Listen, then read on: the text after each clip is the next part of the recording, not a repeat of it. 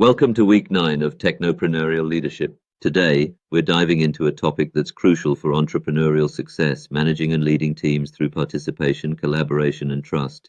You might have a groundbreaking product, a solid business model, or even substantial funding. But if your team isn't functioning well, if communication falters, conflict persists, or people feel unheard, your venture is at risk. Effective team leadership isn't just a soft skill. It's a strategic necessity. Let's start with participative management, a leadership style where you don't simply delegate tasks but actively involve your team in decision-making. It's about empowering members to share ideas, voice concerns, and take ownership of outcomes. This doesn't mean relinquishing authority, it means fostering shared responsibility. In technopreneurship, where teams are often small, agile, and cross-functional, this approach is especially critical. Developers, designers, marketers, and analysts work side by side, and tapping into their diverse insights leads to smarter decisions. So what does participative leadership look like in action? It starts with cultivating a collaborative environment, a workplace culture where people feel psychologically safe, respected, and encouraged to contribute. This doesn't happen by accident. It requires intentional effort. Model openness, seek feedback, act on it, and acknowledge that great ideas can come from anywhere, not just the top. Picture a meeting where the founder dominates 90% of the conversation, leaving others hesitant to challenge or question. That's not collaboration, it's control. A truly collaborative environment ensures everyone has a voice, contributions are valued, and mistakes are treated as learning opportunities rather than failures. One effective way to foster collaboration is by creating cross-functional teams. For example, if you're launching a new product feature, include developers, customer service reps, marketers, and salespeople. Each brings a unique perspective, often leading to more innovative and practical solutions. For collaboration to succeed, strong communication is essential. Let's face it, many workplace issues stem from poor communication. Tasks get misunderstood, assumptions go unchecked, and feedback isn't delivered effectively. As a leader, it's your job to set the tone and enable clear communication. Start by defining the tools and channels your team will use, whether it's email, Slack, Trello, or WhatsApp, and ensure everyone is aligned on expectations. Next, create an atmosphere of openness. Encourage questions, concerns, and updates without fear of judgment. Practice active listening. Focus not just on the words but the meaning behind them. Ask clarifying questions and reflect back what you've heard. This builds trust and shows respect. Feedback is another key component of effective communication. Deliver it promptly, constructively, and focus on behaviors, not personalities. Don't overlook positive feedback. Celebrate achievements, acknowledge progress, and let people know when they're excelling. Recognition is one of the most powerful motivators for any team. Now let's talk about team building and development. As a technopreneur, you may not always be able to hire seasoned professionals, but you can cultivate a strong team by investing in their growth.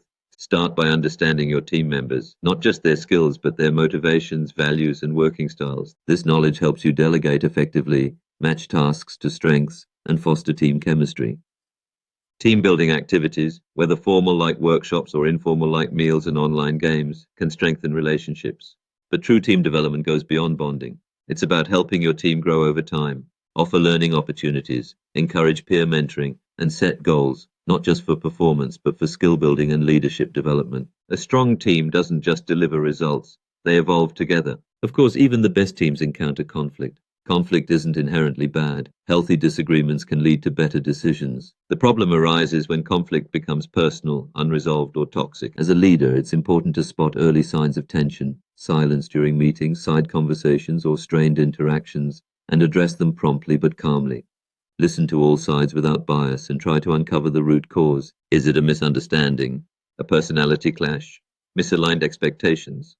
Once you understand the issue, guide the parties toward resolution by focusing on shared goals. Remind them that the objective isn't to win arguments but to build something great together. Often conflicts stem from unclear expectations, so use these moments to revisit team roles, communication norms, and performance standards. Know when to step in and when to step back. Sometimes coaching team members to resolve conflicts themselves fosters maturity and trust. When it comes to decision-making, participative leadership shines again. There are different approaches you can take. Consensus-based decisions, where everyone agrees, build unity but can be time-consuming. Delegating decisions to sub-teams or individuals, particularly subject matter experts, can improve efficiency. At times, you'll need to make the final call yourself. Even in those cases, explain your reasoning and show how team input influenced your choice. A useful method is the consult and decide model. Gather feedback, consider diverse perspectives, then make a decision while taking full responsibility. This approach balances efficiency with inclusivity. What matters most is that your team understands the decision-making process. Transparency reduces frustration and fosters buy-in, even when not everyone agrees with the outcome. To wrap up, the quality of your leadership is reflected in the quality of your team, and a strong team is built on clear communication, effective conflict resolution, continuous development, and making people feel valued. Participative leadership isn't a sign of weakness, it's a mark of strength. It shows you're confident enough to listen, humble enough to learn, and wise enough to recognize that great things are never accomplished alone.